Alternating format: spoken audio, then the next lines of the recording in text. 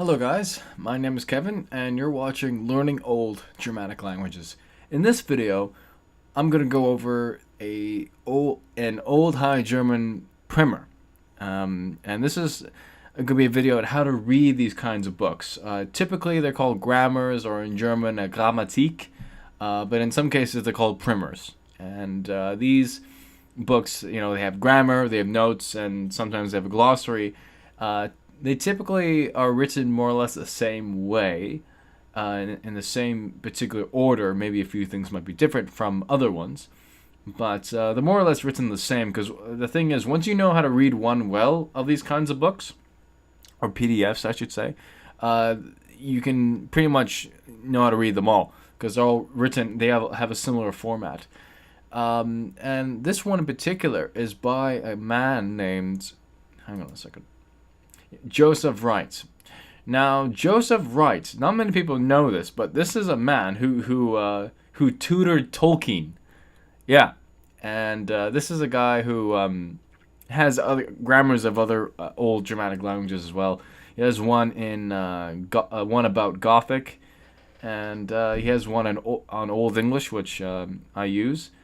But it's good to have more than one grammar or primer book to work with, because no book is perfect, but having more than one to compare what authors say and how they would describe a point, because they're all different people, right? So they would describe things differently. But this is the second edition, and yes, link is in description below to download this, and this is all for free. So let's go look at how these things are written. Now, typically they have an introduction of saying, of course, this is a second edition. Why do these have more than one edition and whatnot? Well, for any of these kinds of books, no one is perfect, so that's why these books have to be rewritten. So if you see a textbook that's written on it like 7th edition, 8th edition, or what have you, that's because the author realized, oh, there's some mistakes in there, I gotta correct that. So that's why textbooks have to be rewritten and whatnot. So anyway, so here's like an introduction to the book itself, and I won't go over in great detail, but show you the kind of order these things are written in. And here's the table of contents. This weird looking S sort of like symbol, double S, that's like section. All right, and I'm letting you know now, because once people first encounter books like this, they're kind of really intimidating. They're sort of hard to read, but that's what makes them so challenging and so fun. But hopefully with this video, it'll help you it'll ease your way into this stuff. So the thing is, because it's a primer, because it's literally a textbook, don't expect to learn all this stuff all in one night. No. Read it very slowly at your own pace.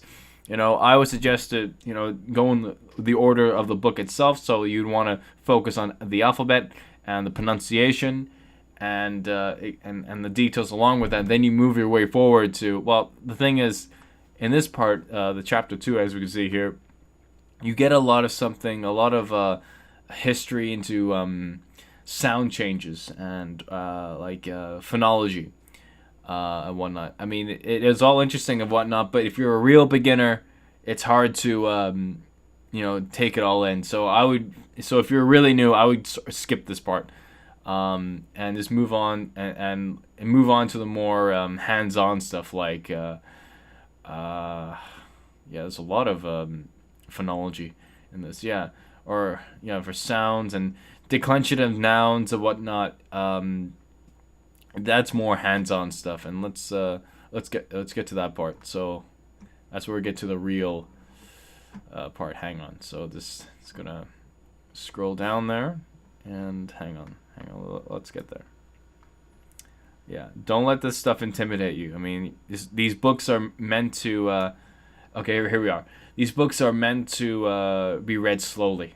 Okay, It's okay if you don't understand everything. I mean, when I first had my grammar book or primer on Old English, it was really intimidating. I almost gave up, but I didn't give up.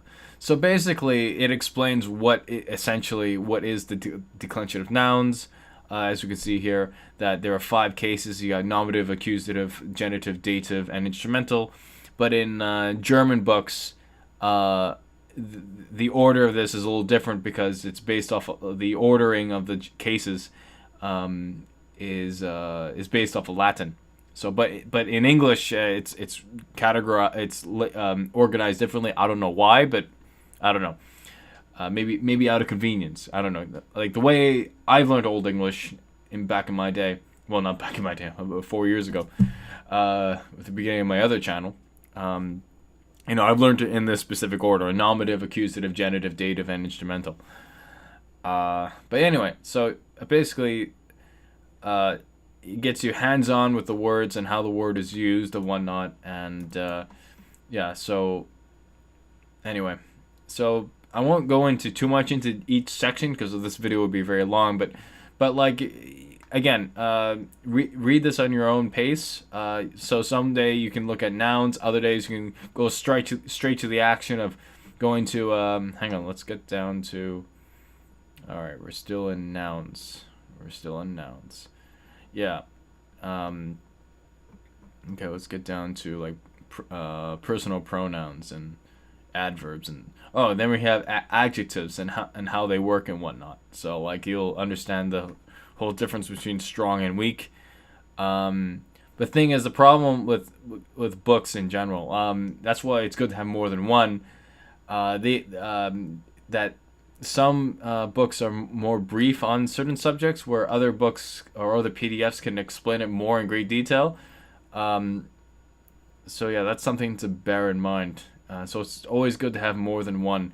But with a subject like Old High German, though, this is the only one that I know that's in English. There are others out there that are in German, but I'll probably make a video about them sometime in the future. And so, yeah, this is pretty much straightforward stuff. If you don't know what a word means, look it up. And this is what I mean by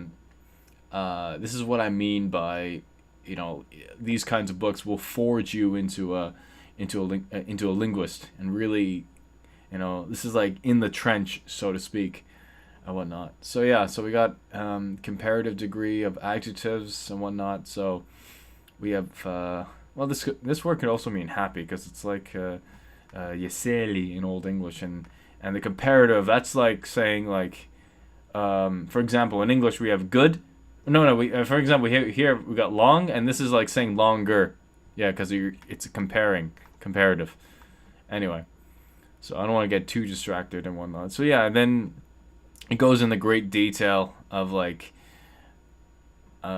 adverbs and how the language is structured and whatnot. As well, if we keep on going, and yeah, here we go. We can go into personal pronouns, and what I do is when I get a grammar book, I go straight to this stuff. Like the hands-on. Okay, what does this language have? What are its words and what have you? So it's a lot to take in, but like for me, like looking at these tables or I don't know how to word it, but I mean it's like the pictures in the book, so to speak. The showing in action what these things are.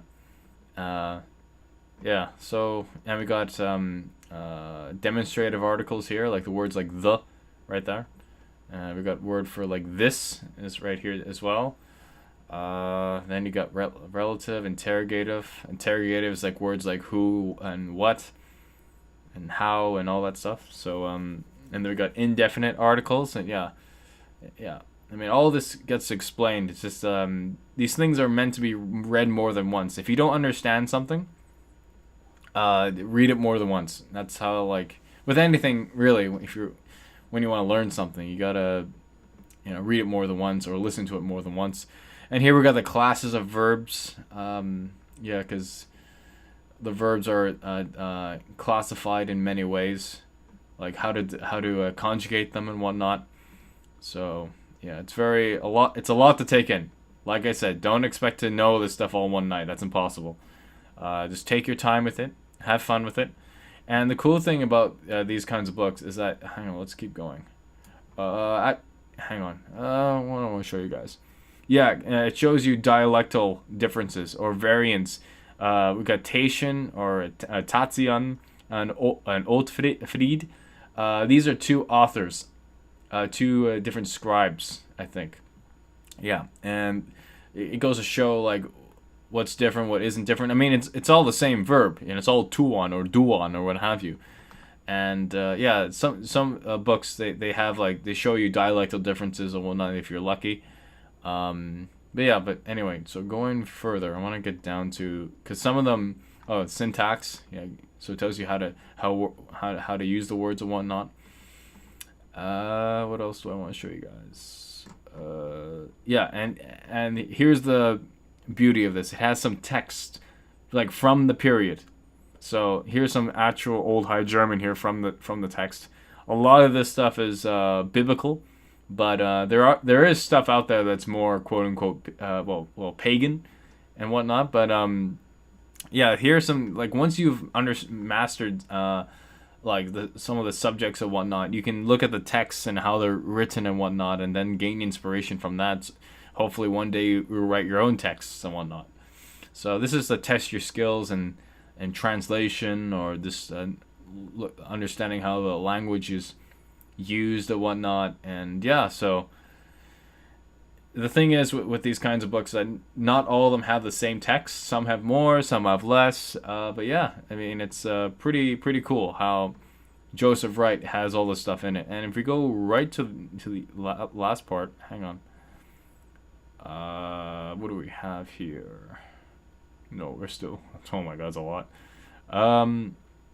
Yeah, these are some notes and whatnot, important notes to think about, to bear in mind, because these are all based off of manuscripts from the period. And here we have like have a glossary. This is really good stuff, because like then let's say you're curious about a word and whatnot, and you can just look it up and just compare words. And so it's like a well, I don't want to call it a dictionary because it isn't, because it's really a glossary, like, well, as it says. So but yeah, it shows you what it is. And you got SV there, meaning strong verb, and then it's in the class of 7, 5, 6, 7, so 7.